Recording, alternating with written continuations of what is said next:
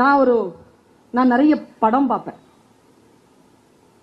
ஒரு 11 வருஷம் தூர்தர்ஷன்ல sensor committee மெம்பரா இருந்தேன். நீங்கெல்லாம் என்னெல்லாம் பார்க்க கூடாதோ எல்லாம் பார்த்தவனா. காசு கொடுத்தாலும் உங்களால எல்லாம் பாத்திர முடியாததெல்லாம் காசு வாங்கிக்கிட்டு பார்த்தவன். சென்சார் கமிட்டி மெம்பருக்கு அது ஒரு பிரிவிலேஜ். பார்த்தேன், படம் பார்ப்பேன் நான் நிறைய. ஏதோ ஒன்று நான் கற்றுக்கொள்கிறேன், ஒரு புத்தகத்தை வாசிக்கிறேன், ஏதோ ஒன்று. இப்ப சமீபத்தில் ஒரு புத்தகத்தை வாசித்துக் கொண்டிருக்கிறேன். யாம் சில அரிசி வேண்டினோம் என்று சொல்லி அழகிய பெரியவன் என்கின்ற ஒரு எழுத்தாளர் எழுதிய ஒரு நூல் சமீபத்தில் நான் வாசித்துக் கொண்டிருக்கிறேன். என் மனதிலே பல கேள்விகளை அது எழுப்புகிறது. இலக்கியத்தில் மேலாண்மை என்று சொல்லுகின்ற இறையன்பு அவர்களுடைய புத்தகத்தை வாசித்துக் கொண்டிருக்கிறேன். எனக்குள் அது பெருங்கடலாக பல விஷயங்களை எனக்கு சொல்லித் தருகிறது. ஒரு படம், ஒரு காட்சி, ஒரு பேச்சு, என்னிலிருந்து நான் எப்படி என்னை மாற்றிக் கொள்வது என்கின்ற கற்றலை எனக்கு தந்து கொண்டே இருக்கிறது. நான் ஒரு விஷயத்தை சொல்லுகிறேன் தோழமைகளை, இந்த உலகத்திலேயே அற்புதமான விஷயம் எது தெரியுமா? ஒன்றை கற்றுக்கொள்வதுதான். டைம் பார்க்க யார் நமக்கு சொல்லிக் கொடுத்தாங்களோ லைஃப்ல மறக்கவே மாட்டோமே. மறக்கிறோமா? யோசிச்சு பாருங்க. சைக்கிள் ஓட்ட கத்து கொடுத்திருப்போம், கத்துக்கிட்டு இருப்போம். யார் கத்து கொடுத்த? மறக்கவே முடியாதுங்க. கற்றுக் கொடுக்கின்றவர்களை மறக்கவே முடியாது. நான் நின்று இங்க சொல்கிறேன், நான் ஒரு 15 வருடத்திற்கு முன்னால் படித்த ஒரு புத்தகத்தில் ஒரு வாசகம் எனக்கு புரியவே இல்லை. எனக்கு புரியவே இல்லைங்க. இதுவரைக்கும் புரியல, நேற்று வரைக்கும் புரியல எனக்கு. நேற்று வேறு ஏதோ ஒரு நூலை வாசிக்கிறேன். அந்த நூலில் வந்த விளக்கம் 15 ஆண்டுகளுக்கு முன்னால் நான் படித்த ஒரு சொற்றொடரனுடைய பொருளை எனக்கு புரிய வைக்கிறது. இந்த தேடல் எனக்கு இருந்து கொண்டே இருக்கிறது. ஒண்ணல்ல, நீச்சல் வீரர்கள், ஒரு சீன நாடு, அந்த சீன நாட்டிலே நீச்சல் வீரர்கள் இருக்கிறார்கள், அபாரமான நீச்சல் வீரர்கள். அதிலே ஒருவன் இருக்கிறான், அவன் தான் அதுல மாஸ்டர். தான் அவ்வளவு பொருளை சம்பாதித்துக் கொண்டு நீச்சல் போட்டியில் வெற்றி பெற்று அவர்கள் கரை கடக்கிறார்கள். அந்த நீச்சல் வீரனுக்கு அவ்வளவு பாராட்டுகள். அவன் அந்த பாராட்டுகளை எல்லாம் பெற்றுக்கொண்டு படகில் வருகிறான். நடுவிலே ஏரியிலே படகு கவிழ்கிறது. எல்லோரும் கீழே விழுகிறார்கள், எல்லோரும் நீந்துகிறார்கள். ஆனால் எவன் ஒருவன் புகழ் பெற்ற நீச்சல்காரனோ அவன் மட்டும் தடுமாறிக் கொண்டிருக்கிறான். அவனால் வரவே முடியவில்லை, அவனால் நீந்தவே முடியவில்லை. எல்லோரும் சொல்கிறார்கள், ஏன் நீ நீந்திக் கொண்டிருக்கிறாய், இப்படி தத்தளித்துக் கொண்டிருக்கிறாய், வா என்றால் அவன் சொல்லுகிறான், நான் சம்பாதித்த காசுகள் என் மடியில் கட்டப்பட்டு இருக்கின்றன, அந்த எடையில் என்னால் நீந்த முடியவில்லை. உடனே கூட இருக்கின்றவர்கள் சொல்கிறார்கள், அந்த காசு பட்டலத்தை அவிழ்த்து போட்டு நீ வா என்று. அவனால் அந்த காசை இழக்க முடியவில்லை, தன் பெருமையை இழக்க முடியவில்லை, அவன் மூழ்கி செத்து போனான் என்ற ஒரு கதை. இது கதைதான். 15 வருடத்திற்கு முன்னால் சுந்தர ராமசாமி அவர்கள் எழுதிய புளிய மரத்தின் கதை என்கின்ற ஒரு நூலிலே அவர் பேசுகிறார், ஒரு வாக்கியம் பேசுகிறார். இப்பொழுது நான் பேசினாலும் மறுபடியும் நான் பிறக்கிறேன். அந்த சொல் இதுதான். அந்த புளிய மரம் தன் கிளையை இழந்து தன்னை காப்பாற்றிக் கொண்டது. அடுத்து சொல்றார், ஒன்றை இழக்க முடியாத ஒன்றை இழந்து மறுபடியும் பெற்றுவிட முடியாத ஒன்றை காப்பாற்றிக் கொள்ளுவது புத்திசாலித்தனம் தானே. அடுத்த ஒரு வார்த்தை தான். நான் இன்னைக்கு இதுக்கு விளக்கம் சொல்ல மாட்டேன். உங்கள் அனைவரையும் நான் என் பெற்றவர்கள் போல் நேசிக்கிறேன், என் பிள்ளைகள் போல் நேசிக்கிறேன். அதனால் சொல்லுகிறேன். அடுத்த வார்த்தை அவர் சொல்லுகிறார், நான் கலங்குகிறேன், நான் பரவசமாகுகிறேன். சொல்கிறார், பைத்தியக்காரத்தனம் என்பதும் அறிவை இழந்து தன்னை காப்பாற்றிக் கொள்ளுகின்ற ஒரு முயற்சி தானே. வீட்டுல போய் யோசிப்பார். பைத்தியக்காரத்தனம் என்பது தன் அறிவை இழந்து தன் உயிரை காப்பாற்றிக் கொள்ளுகின்ற ஒரு முயற்சி. இப்படி மனிதனுக்கு கொள்கை, பெண்ணுக்கு ஒழுக்கம், பள்ளிக்கு வாள், கடவுளுக்கு முகமூடி என்று ஏதேனும் ஒன்று இழந்து ஒன்றை பெற்றுக் கொள்வதற்கு இந்த உலகத்தில் இருந்து கொண்டேதான் விஷயங்கள் இருக்கின்றன என்று பேசுகிறார் சுந்தரராமசாமி. நான் யோசித்து பார்க்கின்ற பொழுது எனக்குள் சில மாற்றங்களை ஏற்படுத்துவதற்கான வாசிப்பு, நான் இப்படி தொடங்க வேண்டும், இங்கே கொண்டு போக வேண்டும் என்று நினைக்கக்கூடிய, நான் படம் பார்ப்பேன் சொன்னல, படம் ஆலிஸ் இன் ஒண்டர்லேண்ட் படம். வெள்ளை ராணி ஓடுறா, கூட ஆலிஸும் ஓடுறா. வெள்ளராணி சொல்றா ஆலிஸ் ஓடு அப்படிங்கிறா, அவளும் ஓடுறா. ஆனா ஆலிஸ் என்ன மாதிரி ஒபீடியன்ட். ஆனா தெரியணும், நீ சொல்றது நான் செய்யணும்னா நான் ஏன் செய்யணும் அதன்றது எனக்கு தெரியணும், தெரியலன்னா செய்ய மாட்டேன். அவ கேக்குறா வேர் வி ஆர் கோயிங், எங்க நாங்க போறோம்? வெள்ளராணி சொல்றா நோவேர், நாங்க எங்கேயும் போலங்கிறா. என்ன மாதிரி ஆலிஸ் மறுபடியும் கேக்குறா எங்கேயும் போலனா ஏன் ஓடுறோம்? வெள்ளை ராணி சொன்ன பதில் ஆலிஸ் இன் ஒண்டர்லேண்ட். ஐன்ஸ்டீன் சொல்லுகிறார், ஆலிஸ் இன் ஒண்டர்லேண்ட் என்கின்ற அந்த கதையை நீங்கள் முழுமையாக புரிந்து கொண்டால் உங்களால் நோபல் பரிசு பெற்றுவிட முடியும் என்கிறார் ஐன்ஸ்டீன். அவர் சொன்ன பதில் என்ன தெரியுமா? நானும் நீயும் நின்று கொண்டிருக்கக்கூடிய நிலம் பின்னோக்கி நகர்ந்து கொண்டே இருக்கிறது. ஏற்கனவே நாம் நிற்க வேண்டிய இடத்தில் நிற்க வேண்டும் என்றால் நாம் ஓடித்தான் ஆக வேண்டும். கொரோனா நம்மள அப்படி பின்னால நோக்கி தள்ளிட்டு இருக்குங்க.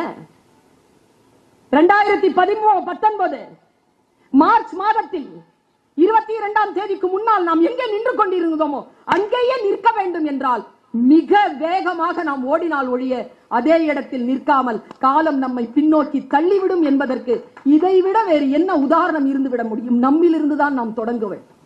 நம்முடைய புரிதல் தான், நம்முடைய வாழ்க்கை தான். எந்த ஒரு முயற்சியும் நீங்கள் செய்தால் தொடங்கும் போது பெண்களுக்கு சொல்றேன், ஃபர்ஸ்ட் இன்சல்ட் தான். பொம்பளைங்களுக்கு என்ன பிடிக்காது நாமளைங்களுக்கு தெரியாதுல்ல, பாவம் நீங்க சத்தியமா உங்களுக்கு தெரியாதுங்க. அதனால்தான் வயசான அப்புறமா கஷ்டப்படுறீங்க பெண்களா. தெரிஞ்சிருச்சுன்னா கஷ்டப்பட மாட்டேன். இன்சல்ட் பிடிக்காதுங்க பொம்பளைக்கு. Don't insult them. இன்சல்ட் பண்ணீங்கன்னு வச்சுக்கோங்க, கோத்து வச்சுப்பா, சிரிப்பா, எதிர்க்க முடியாதப்போ. உங்களுக்கு 65 வயசு ஆனதுக்கு அப்புறமா ஒன்னொன்னா எடுத்து விடுவா. அதனால 25-30 வயசுல இன்சல்ட் பண்ணாம பாத்துக்கோங்க. ஃபர்ஸ்ட் இன்சல்ட் தான் வரும். எந்த விஷயத்தை தொடங்கும் போது ஃபர்ஸ்ட் இன்சல்ட் தான். என்ன பார்த்து ஏன் இந்த அம்மா இவ்வளவு கத்தி பேசுது, இவ்வளவு ஆடுது, மேடையில ஏன் இவ்வளவு ஆடுது? இன்சல்ட் தான். ஒரு பேச்சையே 1 கோடி 1.5 கோடி பேர் பாக்குறானே. இப்போ அந்த இன்சல்ட்டை நான் அமைதியா ஏத்துக்கிட்டு இருந்தேன்னா, ஐயோ அப்படின்னு சொல்லி இருந்தேன்னா, எனக்கு தெரியும் நான் என்ன செய்கிறேன் என்று. நான் என்னிலிருந்து தான் தொடங்கினேன். நான் யாரை போலும் பேசுவதில்லை. அது பெரிய பலம்ங்க. ஏன் தெரியுமா? இந்த பூமியில் இறைவன் குப்பைகளை எறிவதே இல்லை. எல்லோரும் அவரவர்கள் திறனை வைத்துக் கொண்டே வாழ்ந்து விட முடியும். யாரையோ பார்த்து நாம் எதுவோ செய்ய வேண்டிய அவசியமே கிடையாது. ஃபர்ஸ்ட் இன்சல்ட் தான். அடுத்து என்ன பண்ணுவாங்கன்னா அப்போசிஷன் எதிர்ப்பாங்க. என்னை பார்த்து ஒரு பேச்சாளர் சொன்னார், பர்வீன் உங்கள் வளர்ச்சியை தவிர்க்க முடியவில்லை என்றார். பிடிச்சது எனக்கு அந்த சொல். தடுக்க முடியவில்லைன்னு சொல்லி இருந்தா நான் தோத்திருப்பேங்க. எது சொல்லியாவது தடுத்துடலாம். தவிர்க்க முடியலன்னா என்னாலும் நான் பேசுறேன்னு சொன்னா நீங்க மாத்துங்க பாப்போம் சேனலை. பேசவே மாட்டேன். கண்ணை உருட்டியாவது அந்த சேனலை நீங்க வச்சிட்டு இருக்கிற அளவுக்கு வச்சிட்டு இருப்பேனா இல்லையா? என்னிலிருந்து தான் தொடங்குகிறேன். நான் யாரையும் பார்த்து எதுவும் செய்வதில்லை. ஃபர்ஸ்ட் இன்சல்ட் தான், அப்புறமா அப்போசிஷன் வரும், அதுக்கப்புறமா அப்ரிசியேஷன் வரும், அதுக்கப்புறமா அக்செப்டன்ஸ் வரும். இதுதான் ரூட். ஒரு விஷயத்தை சொல்லி நான் நிறைவு செய்கிறேன். நம்முடைய வாழ்க்கையில் நாம் புறச்சூழல்களால் தீண்டப்படக்கூடாது. நான் ஒரு விஷயம் சொல்றேன், அதை நான் சொன்ன அது இன்னைக்கு 3-4 பேர் சொல்லிட்டாங்க. திரும்பவும் சொல்றேன், யூடியூப்ல போடும்போது இந்த வாசகத்தை கட் பண்ணிடுங்க. ஏன்னா ரொம்ப ஃபேமஸா போயிட்டு இருக்கிற வாசகம். எல்லோருக்கும் சாவு வரும். எல்லாரும் ஒரு நாள் சாவு தானே போறோம். டேட் தெரியாது, அவ்வளவுதான். ஆனா நம்மளை செத்து போயிடணும் அப்படின்னு நினைச்சிட்டு சுத்துறான் பாருங்க, அவனுக்கு முன்னால மட்டும் சாவு கூடாதுங்க. அவனுக்கு முன்னால மட்டும் செத்துறக்கூடாது. அதான் அவங்களுக்கு கொடுக்கிற பதில். ஒருவன் நம்மை காயப்படுத்துகிறான் என்றால் நாம் அவனால் காயப்படவில்லை என்று சொல்லுவதை காட்டிலும் அவனுக்கு என்ன வேறு பதில் சொல்லிவிட முடியும்? என்ன கெட்ட வார்த்தையில ஒரு அம்மா வந்து கெட்ட வார்த்தையில திட்டிருந்தா கூட பரவாயில்லைங்க. என்ன எப்ப பார்த்தாலும் அந்த டீச்சர் சொல்லிக்கிட்டே இருக்காங்க, உருப்பட மாட்டேன், இப்படி இப்படி பார்ப்பேன். அவங்கள கிளாஸ்ல சொல்லுவாங்க, பேசாத, மனசுல ஒரு +1 துடிப்பு. யார பார்த்து பேசாத? பேசுறதுக்கே பிறந்தவன்.